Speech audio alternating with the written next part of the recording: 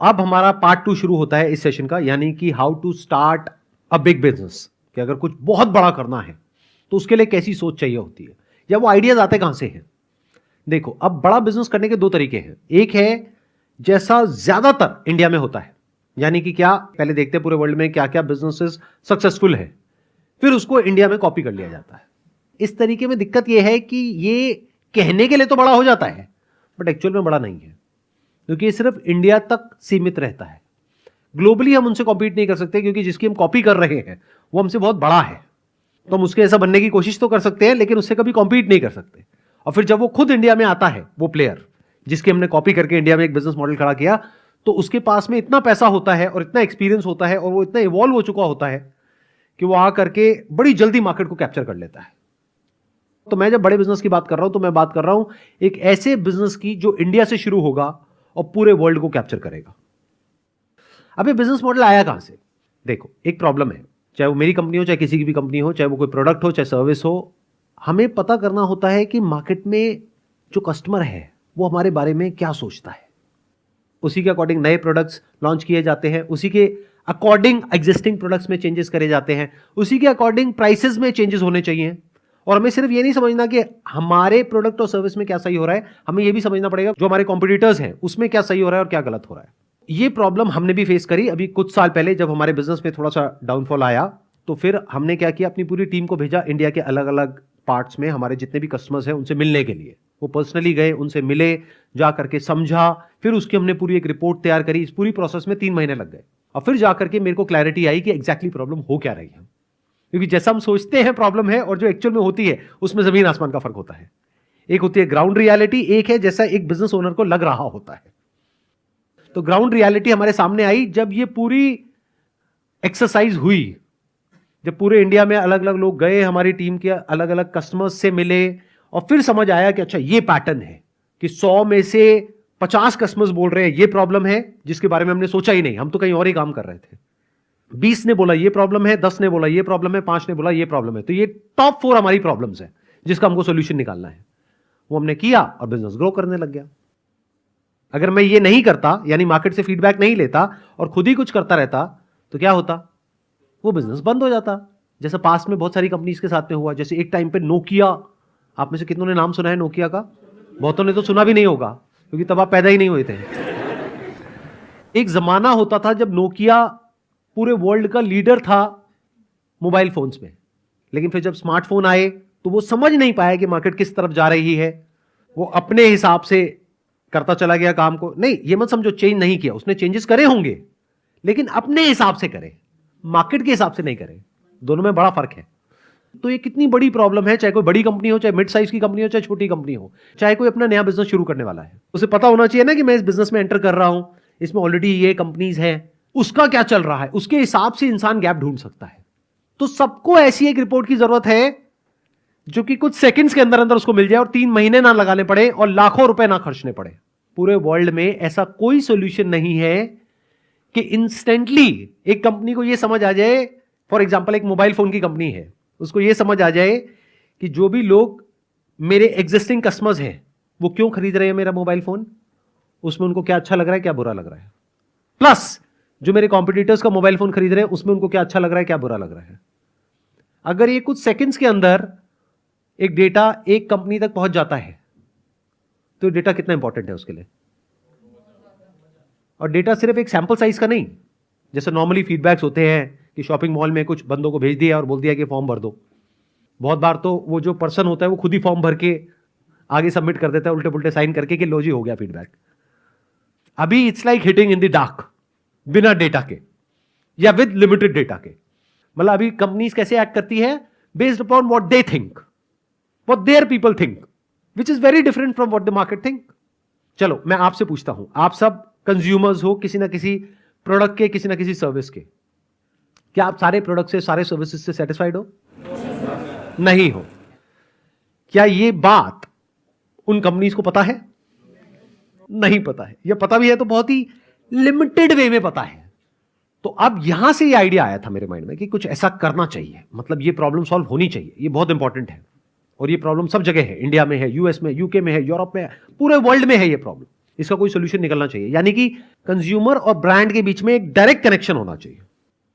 ये जो आइडिया है, this is a big business idea, ये कोई छोटा बिजनेस आइडिया नहीं है। तो ये काम 5-7-10 लाख रुपए में नहीं होगा। इसके लिए ideally you need to be someone from the tech background, और आपको कोई ऐसा को फाउंडर चाहिए जो कि बिजनेस बैकग्राउंड से हो। तो इसमें दोनों नॉलेज चाहिए, बिजनेस की भी नॉलेज चाहिए और टेक की भी नॉलेज चाहिए। तो आइडियली इस आइडिया को अगर बड़ा बनाना है तो 2 या 3 को फाउंडर्स होने चाहिए या 4 को फाउंडर्स होने चाहिए, जिसमें से कोई टेक बैकग्राउंड से हो और कोई बिजनेस बैकग्राउंड से हो। फॉर एग्जाम्पल, किसी ने IIT से इंजीनियरिंग कर रखी है और किसी ने IIM से MBA किया हुआ है। अब ये दोनों साथ में आ गए और कहा कि अब हम मिल करके कुछ बनाते हैं। इसमें हमें क्या करना है कि एक प्लेटफॉर्म बनाना है। उस प्लेटफॉर्म पे आप सब जो कंज्यूमर्स हो, आप जाओगे, वहां पे अलग अलग प्रोडक्ट कैटेगरीज होंगी, उन प्रोडक्ट कैटेगरीज के अंदर ब्रांड्स होंगे। मान लो स्मार्टफोन एक प्रोडक्ट कैटेगरी है, उसके अंदर जितने भी स्मार्टफोन के ब्रांड्स हैं उन सबके नाम आ गए। उसमें से आप सिलेक्ट करोगे आप कौन सा यूज कर रहे हो, और उसके साथ में यानी कि विद प्रूफ एक शॉर्ट वीडियो अपलोड करोगे जिसमें वो प्रोडक्ट दिख रहा होगा। तो सुबह से रात तक आप कितने प्रोडक्ट्स यूज करते हो, right from toothpaste to a bike और अ कार। सोचो, लगाओ दिमाग, कितने प्रोडक्ट्स, कितनी सर्विसेज यूज करते हो? हजारों।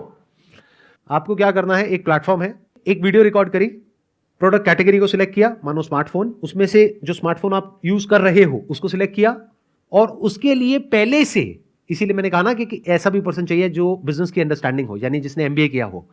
तो उसने पहले से ही स्मार्टफोन्स के लिए एक क्वेश्चनर बनाया हुआ है कि स्मार्टफोन मतलब क्या, कि डिजाइन के बेस पे आप इस स्मार्टफोन को कितनी रेटिंग देते हो 5 में से, प्राइस के बेस पे कितनी रेटिंग देते हो, स्पीड के बेस पे कितनी रेटिंग देते हो, या जो भी होता है उसके बेस पे कितनी कितनी रेटिंग देते हो। तो मान लो ये 10 क्वेश्चंस हैं, इसका आपको सिर्फ सिलेक्ट करना है on a scale of 1 to 5।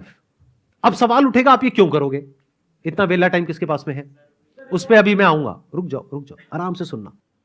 आपको क्या करना होगा एज कंज्यूमर, चाहे आप एक स्टूडेंट हो, चाहे जॉब कर रहे हो, चाहे बिजनेस कर रहे हो, फ्री टाइम आपके पास में होता है, वीकेंड्स होते हैं, इवनिंग का टाइम होता है, आपको एक एक करके जो भी हजारों प्रोडक्ट्स और सर्विसेज आप यूज कर रहे हो उसका आपको फीडबैक देना है। उसका क्वेश्चनर पहले से रेडी है, जो ये प्लेटफॉर्म पहले से रेडी कर चुका है। जैसे आपने सिलेक्ट किया स्मार्टफोन में ये पर्टिकुलर प्रोडक्ट, तो उसका क्वेश्चनर आ गया कि on the basis of this आप कितनी रेटिंग देते हो। तो वो आपने रेटिंग दी, प्लस अपनी एक वीडियो आप अपलोड करोगे अपने मोबाइल से उस ऐप में। उस वीडियो में क्या होगा, आप शॉर्ट में बताओगे जो आप उस प्रोडक्ट के बारे में लाइक करते हो और एक चीज जो आप उसके बारे में डिसलाइक करते हो। अब आपको ये सुनने में छोटा लग रहा होगा, बट कंपनी के पॉइंट ऑफ व्यू से कितना इंपॉर्टेंट है data, you can't even imagine in the wildest of your dreams. जिस कंपनी का CEO है या मार्केटिंग हेड है या मार्केटिंग की पूरी टीम है, एडवर्टाइजिंग की टीम है, एड एजेंसी है, उनके लिए डेटा कितना इंपॉर्टेंट है, कितना वैल्यूएबल है, और स्पेशली अगर उनके कॉम्पिटिटर्स का भी मिल जाए। अब एक प्लेटफॉर्म के लिए, यानी कि इस बिजनेस के लिए, यानी कि मेरे लिए एक चैलेंज है that it has to be a win win win situation for everybody. यानी कंज्यूमर के लिए जो फीडबैक दे रहा है उसके लिए भी ये बेनिफिशियल होना चाहिए, प्रोडक्ट या सर्विस है, ब्रांड है, उसके लिए भी बेनिफिट होना चाहिए, प्लस मैं प्लेटफॉर्म हूं, मेरे लिए भी बेनिफिट होना चाहिए। अगर किसी एक के लिए भी बेनिफिशियल नहीं है तो ये बिजनेस मॉडल लंबे टाइम तक नहीं चलेगा, बंद हो जाएगा।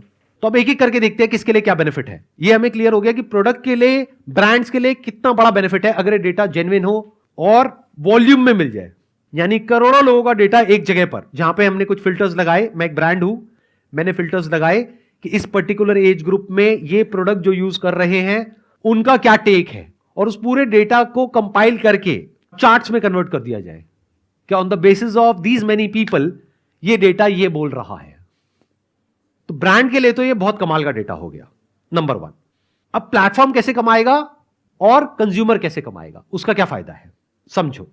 इंडिया में एक बहुत बड़ी प्रॉब्लम है, वो क्या है कि यहां पे जो लो इनकम ग्रुप है या मिडिल इनकम ग्रुप है वो बहुत बड़ा है, दैट्स अराउंड 97%। मतलब इंडिया में 97% ऐसे लोग हैं जो महीने का 50,000 से कम कमाते हैं, और फैमिली है मानो 4 लोगों की, 5 लोगों की, 6 लोगों की, 20-30-50,000 रुपए में कुछ नहीं होता है आज के टाइम में। समझ आ गई प्रॉब्लम, ये पेन एरिया समझ आया ना। ये किसका है, कंज्यूमर का है। तो हर एक को एक्स्ट्रा इनकम चाहिए, लेकिन एक्स्ट्रा इनकम के लिए या तो एक और जॉब करनी पड़ेगी, तो उसके लिए अपनी जॉब छोड़नी पड़ेगी। अब क्या करें, दूसरा बिजनेस करना पड़ेगा, उसके लिए भी पैसा चाहिए, रिस्क उठाना पड़ेगा। तो क्या हो अगर आपको कहा जाए कि आपको कुछ नहीं करना, अपने मोबाइल से जितने भी प्रोडक्ट्स और सर्विसेज आप यूज कर रहे हो, वैसे भी टाइम पास के लिए रील्स तो अपनी बनाते रहते हो, यूट्यूब पे शॉर्ट्स डालते रहते हो, तो इस प्लेटफॉर्म पे आपको अपलोड करने हैं अपने जेन्युइन फीडबैक। अब जब भी कोई ब्रांड उस डेटा को एक्सेस करेगा तो उसके 1000 रुपए देगा एक फीडबैक के। उसमें उसको क्या मिल रहा है? एक वीडियो मिल रही है जिसको वो एज अ टेस्टिमोनियल यूज कर सकता है अपने सारे सोशल मीडिया प्लेटफॉर्म्स पे, अपनी वेबसाइट पे, सब जगह पर, अपने एड कैंपेन में।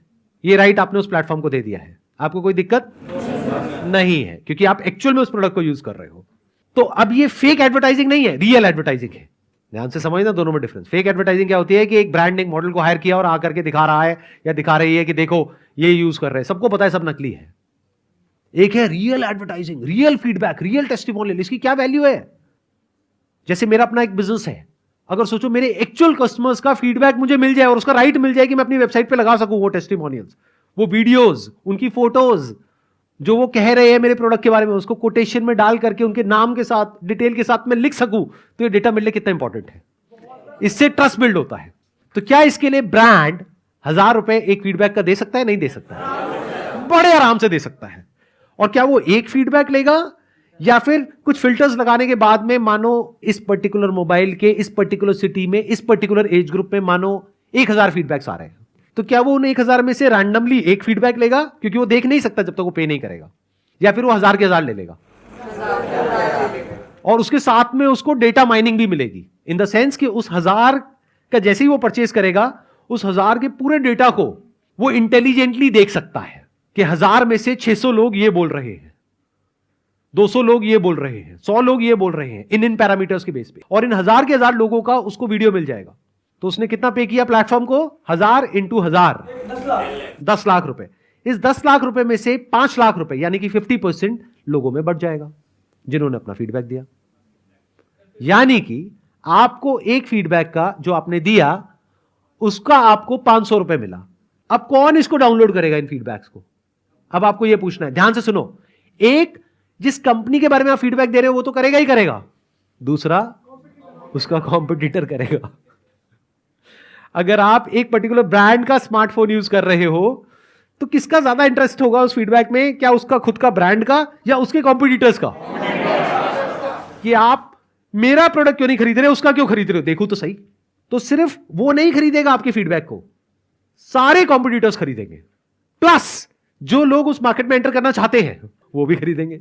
जैसे कोई कॉस्मेटिक कंपनी है, अब इंडिया में कितनी कॉस्मेटिक कंपनीज हैं? हजारों।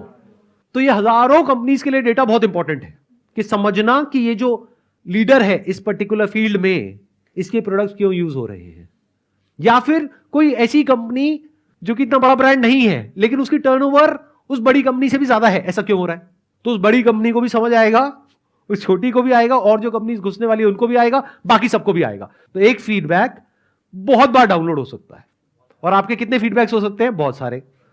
तो अगर महीने का, पेसिमिस्टिकली बात करूं, ऑप्टिमिस्टिकली ना करूं कि आपको लाखों रुपए आ जाएंगे, ये हो जाएगा, वो हो जाएगा, ये बकवास ना करूं, मैं आपको ये कहूं महीने का ये सब करके आपको जो भी आप कमा रहे हो, मानो 20-25 हजार रुपए, 30 हजार रुपए, 50 हजार रुपए कमा रहे हो, आपको महीने का 2-3 हजार रुपए, 4 हजार रुपए भी आने लग जाता है।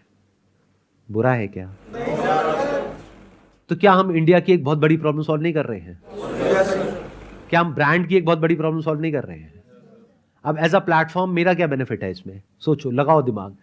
क्योंकि 50% आपको दिया, जो पैसा आया उसमें से 50% किसके पास आया? प्लेटफॉर्म के पास में आया। प्लेटफॉर्म की कॉस्ट क्या है? लगाओ दिमाग। क्या मेरी कोई एडवर्टाइजिंग कॉस्ट है, मार्केटिंग कॉस्ट है? नहीं। क्यों? क्योंकि शुरू शुरू में मेरे को थोड़ा बहुत एडवर्टाइज करना होगा, लेकिन जब वर्ड ऑफ माउथ फैलेगा, यानी जब लोगों को थोड़ा पैसा भी आना शुरू होगा, तो बात जंगल में आग की तरह फैलेगी। यानी जिस दिन आपको 2000 रुपए का भी चेक आ गया, उस दिन ना तो आप रुकने वाले हो, ना आपके घर वाले रुकने वाले हैं। सही कह रहा हूं, गलत कह रहा हूं? क्योंकि पैसे से बड़ा मोटिवेशन और कुछ नहीं है। जब पैसा आता है बैंक अकाउंट में तो आपके पिताजी कहेंगे, बेटा ये कैसे आया? मैंने ना ऐसे ऐसे करके वीडियो बनाई थी, ये किया, ये तो मैं भी कर सकता हूं, ठीक है कर लेते। पैसा किसको नहीं चाहिए? ये हो गया कंज्यूमर के एंड से। अब प्लेटफॉर्म के एंड से देखते हैं क्या गेम बनता है। इस प्लेटफॉर्म में जो कॉस्ट आने वाली है वो वन टाइम आने वाली है। एक बार ये प्लेटफॉर्म बिल्ड हो गया तो उसके बाद में इसकी मेंटेनेंस की कॉस्ट बहुत ज्यादा नहीं है। ना तो हमें कोई प्रोडक्ट खरीदना है, ना बेचना है, ना कुछ शिप करना है, सब कुछ ऑनलाइन है। तो जो जियोग्राफिकल बैरियर्स होते हैं वो टूट गए। यानी कि इसमें कोई भी इंसान किसी भी दुनिया के कोने से अपना फीडबैक अपलोड कर सकता है और कोई भी कंपनी कहीं से भी एक्सेस कर सकती है। तो right from day one we can have the vision to capture the entire globe. इसको बोलते हैं बड़ा बिजनेस। ये प्रॉब्लम सिर्फ इंडिया की नहीं है, पूरे वर्ल्ड की है। तो पूरे वर्ल्ड से इस प्लेटफॉर्म पे कोई भी आ सकता है। जैसे आप लोग यूएस की कंपनीज है, फेसबुक, गूगल, इंस्टाग्राम, यूट्यूब, उन सबको इंडिया में यूज कर रहे हो ना, तो हमारी इंडियन कंपनी को क्या कोई यूएस में यूज नहीं कर सकता है? क्या हमारे पास में इंजीनियर्स की कमी है? अगर हम एक ऐसा प्लेटफॉर्म डेवलप करना चाहें जो वर्ल्ड क्लास हो, क्या हम नहीं कर सकते? क्या अभी ये जो प्लेटफॉर्म्स है इसको हम डेवलप नहीं कर रहे हैं? इनफैक्ट हमारी जो सॉफ्टवेयर कंपनीज हैं, हमारी जो टेक कंपनीज है इंडिया की सबसे बड़ी, वो यही तो कर रही है। तो वो क्या कर रही है? Job work. मैं किसकी बात कर रहा हूं? मैं बात कर रहा हूं एक ऐसा प्लेटफॉर्म खड़ा करने की जो वर्ल्ड क्लास हो, जो पूरे वर्ल्ड को कैप्चर कर सके। अगर सिर्फ इंडिया की बात करी जाए, सिर्फ बड़ी कंपनीज के बारे में बात करते हैं, 10,000 कंपनीज जो बड़ी कंपनीज हैं और मिड साइज की कंपनीज हैं और एडवर्टाइजिंग एजेंसीज हैं, सिर्फ वो यूज करती है इस प्लेटफॉर्म को फेज 1 में। छोटी छोटी कंपनीज नहीं करती, वो कहती है हम 1,000 रुपए भी नहीं दे सकते। कोई बात नहीं, तो मान करके चलते हैं जो टॉप 10,000 कंपनीज हैं वो सिर्फ महीने के 100 feedbacks on an average download करती है। तो कितना हो गया एक महीने का? 10,000 इंटू 100 यानी कि 10 लाख इंटू 1,000 करोड़, यानी कितना हो गया? 100 करोड़ रुपए एक महीने का। साल का कितना हुआ? 1200 करोड़। 1200 करोड़ में से कितना बट गया पब्लिक में? 600 करोड़। उसमें से उस कंपनी का खर्चा कितना आया? जैसे आजकल जो स्टार्टअप्स हैं वो क्या कर रहे हैं, बिजनेस मॉडल ऐसा बनाते हैं कि 10 साल तक पैसा लगाना पड़ता है, उसके बाद में शायद जाकर के कहीं प्रॉफिट आता है। 10 साल तक लॉस है। मैं क्या बात कर रहा हूं, एक ऐसा बिजनेस मॉडल जो 2 से 3 साल में, मैक्सिमम 4 साल में प्रॉफिटेबल हो। क्योंकि जब 1200 करोड़ की टर्नओवर हुई तो 600 करोड़ तो बट गया, और जो हमारी कॉस्ट आई उस प्लेटफॉर्म को मेंटेन करने की, सैलरीज की, इसकी उसकी, क्योंकि इसमें बहुत बड़ी टीम नहीं चाहिए, इसमें टेक चाहिए, तो 100 करोड़ वो निकाल दो, बचा कितना? 500 करोड़। अब एक ऐसा बिजनेस जिसका इतना बड़ा पोटेंशियल है, उसका पीई मल्टीपल क्या होगा? पीई मल्टीपल होता है प्राइस टू अर्निंग रेशियो। ऐसी कंपनी का पीई मल्टीपल होगा कम से कम भी 40 से 50। तो अगर 40 का पीई मल्टीपल है, 500 करोड़ को 40 से मल्टीप्लाई करते हैं तो उसकी वैल्यूएशन हो गई 20,000 करोड़। और ये इस कंपनी का एंड नहीं है, ये सिर्फ इस कंपनी का एक स्टार्टिंग पॉइंट है। बड़ी कब होगी? जब ये पूरे वर्ल्ड में फैल जाएगी, तब इसका असली जो पोटेंशियल है वो अनलॉक हो जाएगा। सर जो कस्टमर है वो 1 दिन रिव्यू दे रहा है, 2 दिन रिव्यू दे रहा है, लगातार मतलब 1-2 महीने दे रहा है, फिर वो लगातार देता क्यों रहेगा अगर उसे लगातार पैसे नहीं मिले तो? ये बहुत अच्छा पॉइंट है जो आपने रेज किया। इसको बोलते हैं चिकन एंड एग प्रॉब्लम। मतलब ये कि जब तक लोग इस पे अपने फीडबैक्स अपलोड नहीं करेंगे तब तक बड़े ब्रांड्स नहीं आएंगे, जब तक ब्रांड्स आकर के पे नहीं करेंगे तब तक कंज्यूमर नहीं आएगा। ये प्रॉब्लम हर मार्केट प्लेस फेस करती है, हर सोशल मीडिया प्लेटफॉर्म फेस करता है, इनफैक्ट हर प्लेटफॉर्म फेस करता है। इन अदर वर्ड, जब तक यूट्यूब पे कंटेंट नहीं होगा कोई देखेगा नहीं, जब तक कोई देखेगा नहीं ऐड नहीं चलेगी, ऐड नहीं चलेगी तो क्रिएटर को पैसा नहीं मिलेगा, पैसा नहीं मिलेगा तो कब तक अपलोड करेगा। लेकिन अगर ये काम कंपनी तेजी से नहीं कर पाई तो उसके लिए प्रॉब्लम हो जाएगी। जैसे हमारे लिए ये काम करना बहुत आसान है, अगर मैं खुद ये बिजनेस करूं तो मेरे लिए तो बहुत आसान है। क्यों? मेरी कंज्यूमर रीच क्या है? अगर मैं बात करूं अपनी कंज्यूमर रीच की, तो मेरी कंज्यूमर रीच क्या है? Not 27 million, my consumer reach is more than 50 million. क्योंकि अभी आपने सिर्फ यूट्यूब की बात करी, अगर आप पूरे सारे प्लेटफॉर्म्स को कंबाइन कर दो और डायरेक्टली और इनडायरेक्टली कंबाइन कर दो, क्योंकि मेरा एक नेटवर्क है पूरा का पूरा, अगर मैं आज चाहूं तो सिर्फ अपने प्लेटफॉर्म के थ्रू नहीं, जिसको कहूंगा वो इन्वाइट करने के लिए तैयार बैठा है मेरे को अपने प्लेटफॉर्म पे, तो मेरी इनडायरेक्ट रीच अगर आप बात करोगे तो वो कम से कम भी नहीं तो 10 करोड़ है। मेरे ट्रस्ट के बेस पर कम से कम भी नहीं तो 10 लाख लोग आ जाएंगे प्लेटफॉर्म पे, जो आकर के अपने फीडबैक्स डालने लग जाएंगे। तो एक प्रॉब्लम हमारी सॉल्व हो गई। दूसरी प्रॉब्लम, क्लाइंट्स कहां से आएंगे? इमेजेस बाजार में हमारे क्लाइंट्स कौन हैं? छोटे मोटे बिजनेसेस या फिर जो बड़े बिजनेसेस हैं और जो बड़ी एजेंसीज हैं। जितने भी बड़े ब्रांड्स हैं इंडिया में, जितनी भी बड़ी कंपनीज हैं इंडिया में, वो सब ऑलरेडी हमारे कस्टमर्स हैं। तो हमारी ये प्रॉब्लम भी सॉल्व हो गई। उनके साथ में ऑलरेडी हमारी एक रिलेशनशिप है। तो मुझे प्लेटफॉर्म बनाना है, आप लोगों को बताना है ये प्लेटफॉर्म है जहां से आप कमा सकते हैं। इधर से उन एजेंसीज को बताना है जो ऑलरेडी हमारे कस्टमर्स हैं, जिनके साथ ऑलरेडी हम बहुत अच्छा बिजनेस कर रहे हैं, कि देखो आपके बेनिफिट के लिए ये भी हमने इंट्रोड्यूस किया है, और उसको हम प्रमोट कर देंगे अपने प्लेटफॉर्म से। तो वहां पे एक झटके में हमारे पास ब्रांड्स भी आ जाएंगे और कंज्यूमर्स भी आ जाएंगे। तो ये चिकन एंड एग वाली प्रॉब्लम सॉल्व हो गई। तो जो इंसान इसको करेगा, क्योंकि मैं तो नहीं करूंगा, मेरा इंटरेस्ट नहीं है, यानी दुनिया का सबसे अमीर आदमी बनने में, वॉट मेरा इस सब में कोई इंटरेस्ट नहीं है। तो जिसका भी इंटरेस्ट है उसको दोनों प्रॉब्लम सॉल्व करनी पड़ेगी। पहली, उसको बहुत सारे कंज्यूमर्स तक पहुंचना पड़ेगा। तो उसका तरीका क्या है, उसको इन्फ्लुएंसर्स के थ्रू पहुंचना पड़ेगा। प्लस ब्रांड्स के लिए भी उसके पास में एक सेल्स टीम और मार्केटिंग टीम होनी चाहिए जो कि उन ब्रांड्स को अप्रोच करे। और फेज 1 में सिर्फ बड़े बड़े ब्रांड्स को टैप किया जाएगा, या फिर बेटर स्टिल सिर्फ एक कैटेगरी से शुरू किया जाएगा। जैसे फ्लिपकार्ट ने जब अपना बिजनेस शुरू किया था तो सिर्फ बुक से किया था, Amazon ने जब किया था बुक से किया था, बाद में धीरे धीरे और भी प्रोडक्ट्स ऐड हो गए। तो यहां पे क्या किया जा सकता है, सिर्फ स्मार्टफोन से शुरू किया जा सकता है। काम आसान हो गया। स्मार्टफोन के कितने ब्रांड्स हैं इंडिया में, 15, 20, 30। तो इन 30 कंपनीज को ही तो अप्रोच करना है। 30 कंपनीज को अप्रोच करने के लिए कितनी बड़ी मार्केटिंग टीम चाहिए, 2-3 लोग भी बहुत है। तो स्मार्टफोन से शुरू किया जाएगा इस बिजनेस मॉडल को, फिर धीरे धीरे एक्सपैंड कर दिया जाएगा। तो इससे हमारी वो प्रॉब्लम सॉल्व हो जाएगी। नहीं तो एक साथ अगर हम करोड़ों प्रोडक्ट्स निकाल देंगे तो हम फंस जाएंगे। तो फेज 1 में इसको सिर्फ एक कैटेगरी से शुरू किया जाएगा जहां पे इसकी सबसे ज्यादा नीड है। And smartphone is the best category for this kind of a business model, क्योंकि वहां पे कितनी तेजी से चेंज हो रहा है। हर थोड़े दिन बाद कोई नया मॉडल आ रहा है। तो जब कोई नया मॉडल आएगा तो उनको दोबारा से फीडबैक चाहिएगा उस नए मॉडल का, उसके कॉम्पिटिटर्स को भी चाहिएगा। तो बिजनेस बहुत तेजी से घूमेगा। फिर बाद में धीरे धीरे जब कंज्यूमर्स आ गए और ये आ गए और एक साइकिल बन गई, तब और एक और कैटेगरी को इंट्रोड्यूस किया जाएगा, फिर एक और, फिर एक और, फिर एक और। सर आपने जैसे अभी बोला कि हमें बड़ी बड़ी कंपनीज तक रीच करना है उसके लिए, लेकिन अभी तो हमने स्टार्ट किया, हम बड़ी बड़ी कंपनी तक रीच कैसे करेंगे? तो ये बिजनेस मॉडल आपके लिए नहीं है ना।